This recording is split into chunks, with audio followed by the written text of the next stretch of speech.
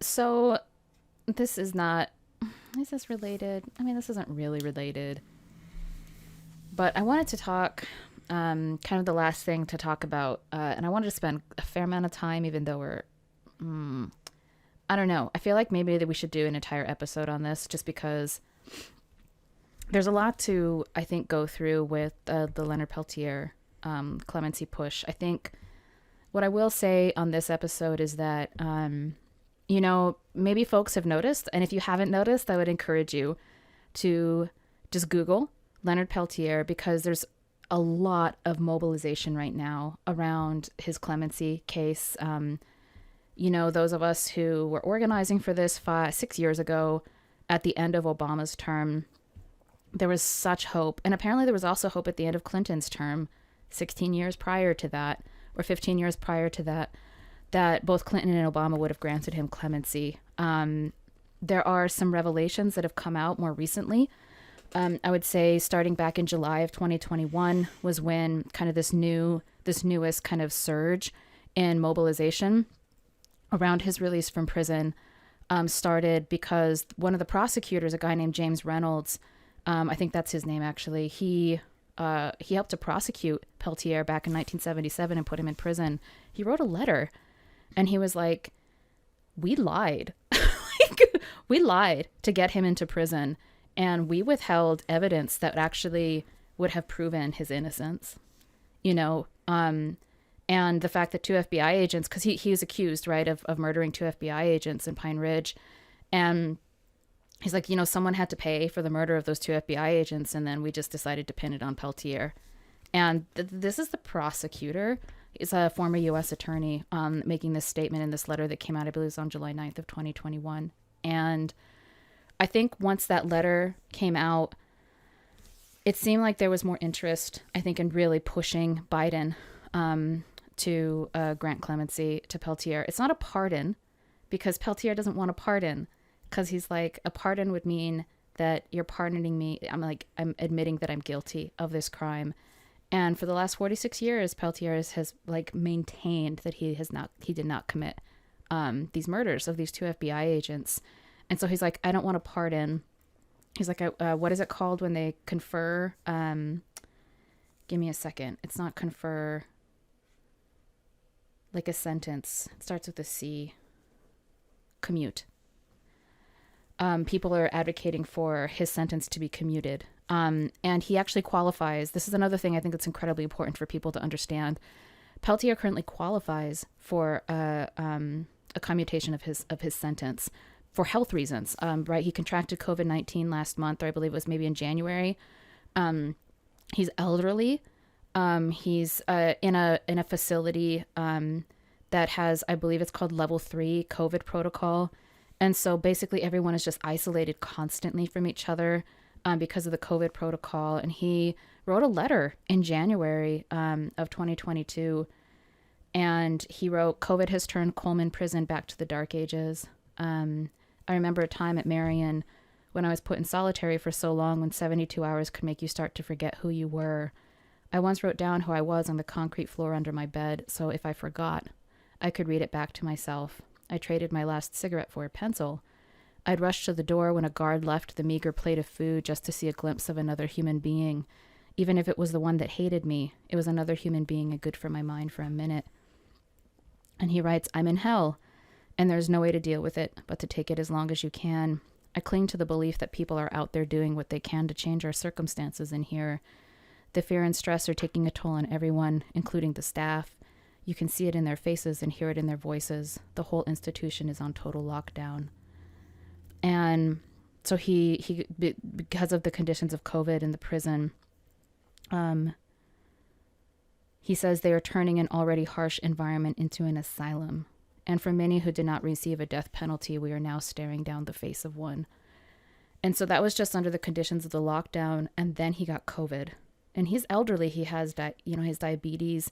He has a heart issue, a heart disease. His health is already ailing. And actually the criteria for having your sentence commuted, ailing health, having served a lot of time already in prison, those are two criteria for getting your sentence commuted. And the only person who can do that is President Biden. And so there's been incredible mobilization. Ruth Buffalo, who is a Democrat in the House of Representatives in the state of North Dakota, she spearheaded an October 26th letter from, I believe it's called like the Native American Caucus of like Native state legislators or something like that, or the council, 20, including some like Benny Shendo, some Native legislators from the state of New Mexico. They signed on to this letter urging Biden to commute Peltier's sentence for these reasons. A number of congressional members under the leadership of a Democratic representative from the 3rd District of Arizona, Raul Grijalva. I forgot the number. Maybe it was somewhere between like 10 to 20. Congressional members also wrote a letter on October 8th of 2021 urging President Biden to commute Peltier's sentence for these reasons. And so this kind of all started because like this James Reynolds, the cop, prosecutors are cops. The cop who helped to prosecute Peltier was just like, yeah, his sentence should be commuted. Like, and he should get a retrial because like today in the climate apparently around like the ethics of evidence and trials, apparently the way that like the evidence that Peltier was convicted on would not hold any water apparently in a court today. And Peltier just issued a statement this week, I think like 2 days ago, where he wants a trial. He wants a new trial. And so the tactics, I mean, he went through several appeals. All of the appeals have been denied over the years. So it's either at this point his sentence just gets commuted by Biden, or he gets another trial, right? And apparently, according to the law and just basic like constitutional rights, he has a right to a trial, because the evidence is irrefutable that what he was convicted on was not only there was gross misconduct by the prosecution, there was intimidation of witnesses, there was withholding of key evidence, evidence that would probably have meant that he would not have been charged of those crimes. And the fact that his co-defendants were found not guilty by means of self-defense, and yet he somehow was not allowed to have that argument, that he was acting in self-defense. Apparently there's some ballistics evidence that shows irrefutably that the gun that he had that day did not match the bullets that were actually found to have killed those agents. And so there is like actual real evidence that has been revealed that proves his innocence. I mean, quite frankly. But he's not allowed to get a trial, and there's no political will from these Democrats. I mean, Trump almost did. I guess there was like a last hour attempt by Peltier's current pro bono lawyer, Kevin Sharp, and like Kim Kardashian, if you guys remember this. Anyway, to get Peltier, his sentence commuted by Trump. And really the reason why, Peltier has been in prison for this long and his sentence hasn't been commuted by, what is it now? It's Clinton, Obama, and Trump, is because of the FBI. The FBI issued a statement yesterday,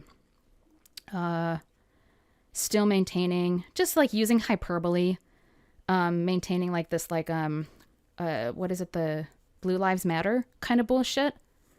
Mm-hmm. Saying that like, the lives of these FBI agents were like brutally taken, by Leonard Peltier. Like he's an animal, like he's this terrible person who deserves to die in jail. I mean, I'm just like obviously kind of paraphrasing and ad-libbing off of it, but the FBI continues to maintain this kind of like Blue Lives Matter line about it, even though the actual facts of the case, it's very clear that Peltier should have been a mistrial, and that there's actual evidence demonstrating that he did not commit this crime. And so the only explanation, right, is that he was vilified and he was put in prison, in a symbolic gesture to Native revolutionaries everywhere, right?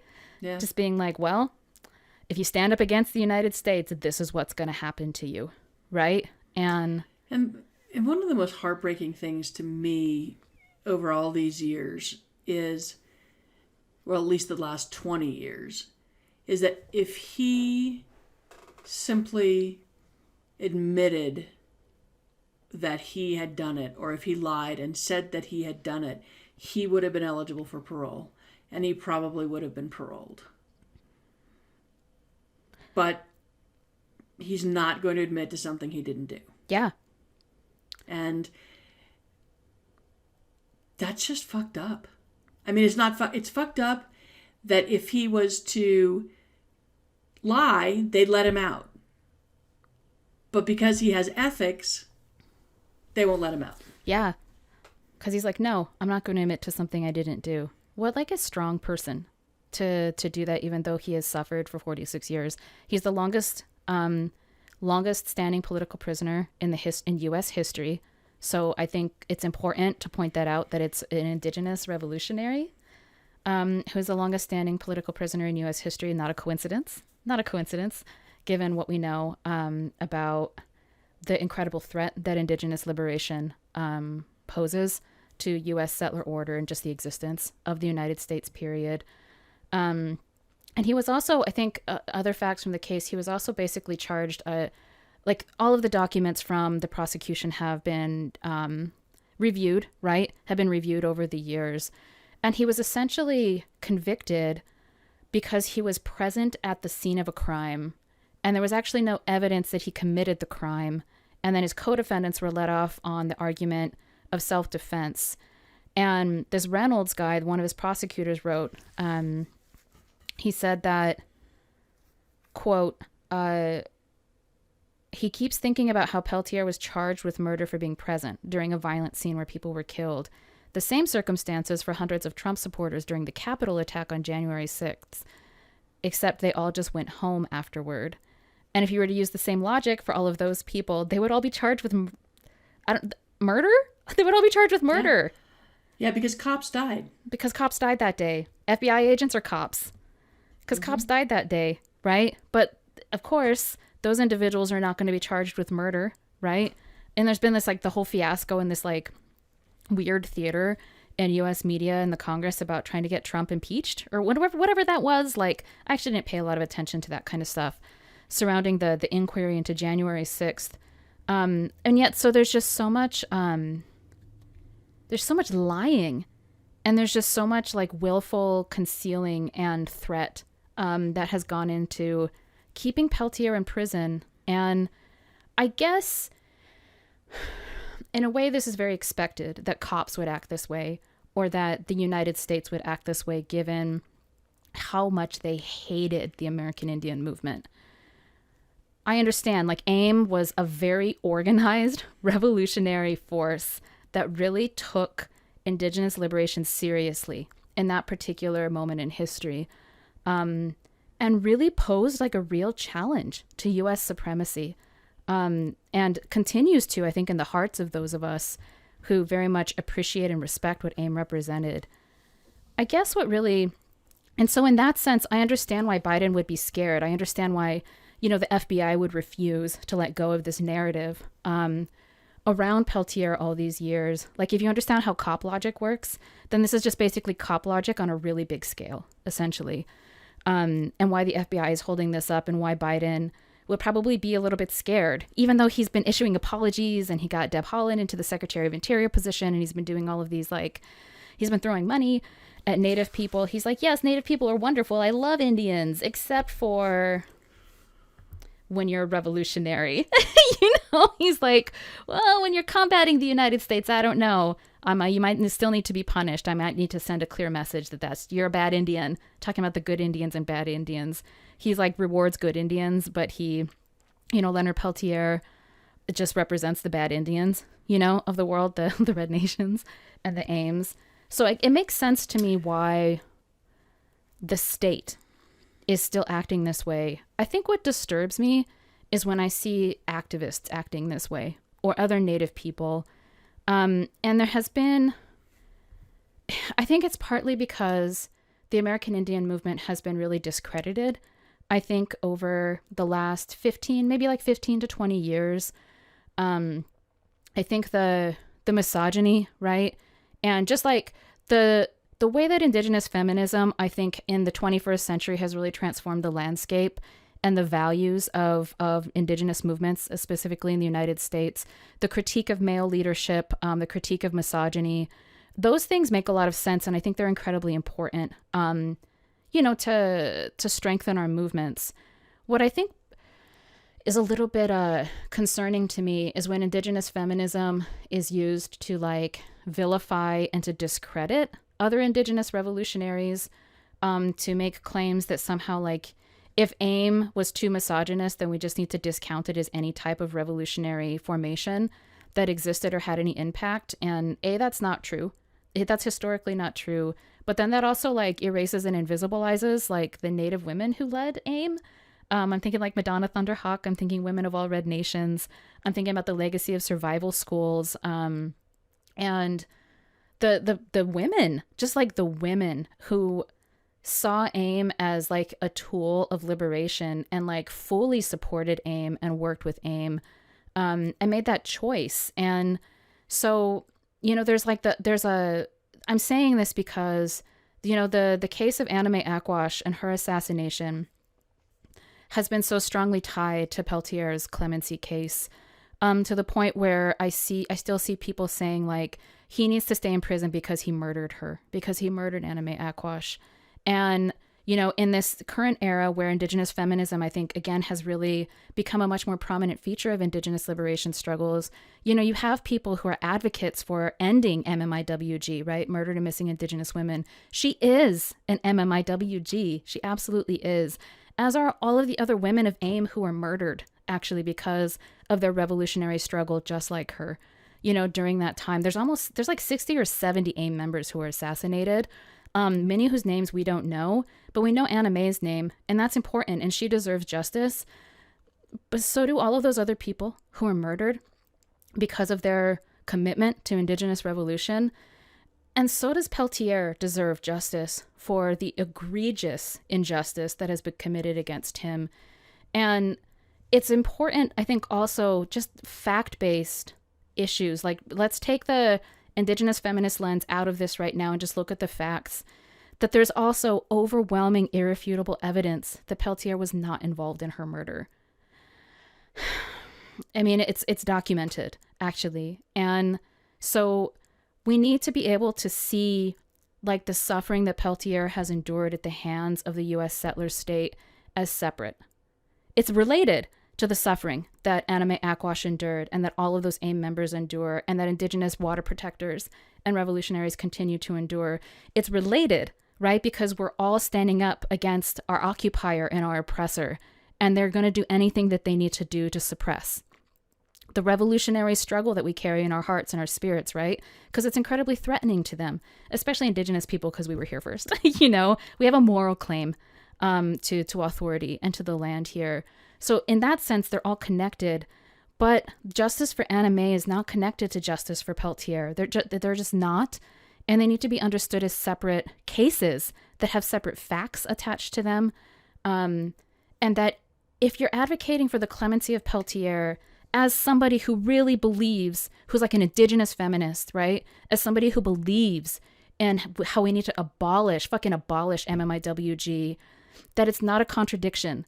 And that you're not somehow like selling out like justice for Native women who've been violated by AIM members or by white men or, any Native woman who's experienced violence. You're not selling out that movement by trying to get Leonard free from prison. I promise you, you're not doing it. The facts fully support the fact that he was framed and criminalized and that he has been imprisoned symbolically to make all of the rest of us afraid to rise up against our occupier and our oppressor.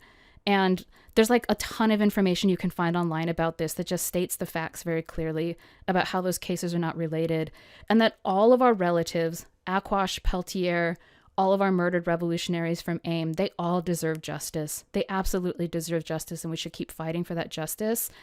But advocating for Peltier's release and the commutation of his sentence, it doesn't mean that you're being a bad feminist. I just want to say that as like an Indigenous feminist who really believes in these things. I thought that for a long time, and it made me a little bit reluctant to be like really like out there and vocal about Peltier's clemency. But once I actually read the facts and I really understood what was going on, I was like, oh, actually, Peltier is a revolutionary and he's an elder. He's an elder who is suffering. And like, isn't there also a value in Indigenous communities to take care of our elders? Isn't there a value to do that? And he's an elder who's like alone. He's underfed. He is sick. And He's in the clutches of the U.S. colonial state in prison.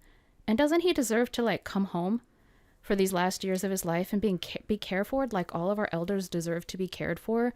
I think he does. And to use or to weaponize feminism to say otherwise seems incredibly misguided and heartless to me. I just felt like it was important to say that.